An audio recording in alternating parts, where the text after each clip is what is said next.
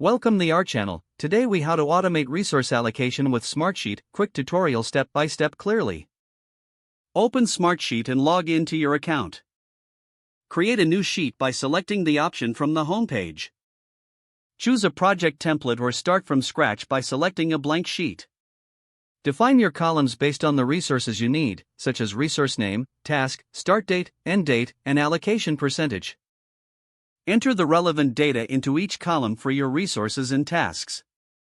Next, navigate to the Automation tab at the top of the screen. Select Manage Automations to open the Automation Center. Click on Create Workflow to begin setting up a new automation rule. Choose a trigger that suits your needs, such as when a date is reached or when a row is added. Specify the conditions that must be met for the trigger to activate. For actions, select Alert Someone or Request an Update.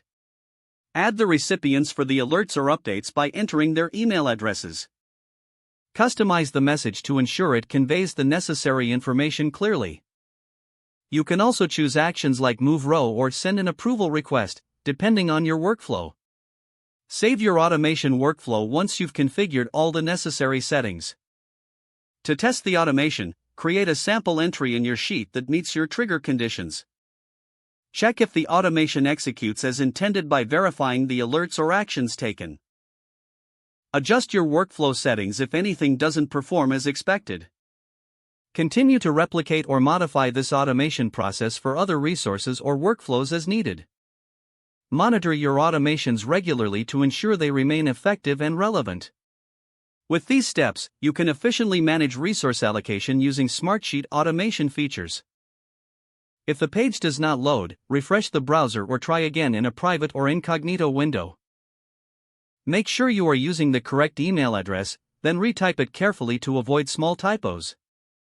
If your password is not accepted, use the reset option and create a new strong password you can remember. Check your spam folder for verification or security emails, then complete any requested confirmation steps. Enable two-factor authentication if available to improve account security and reduce unauthorized access risk. After signing in, review your profile details so your contact information and settings are accurate and current. If you see an error message, note it down and try again after restarting your device and internet connection. Log out when you finish, especially on shared devices, to keep your account and payment information secure.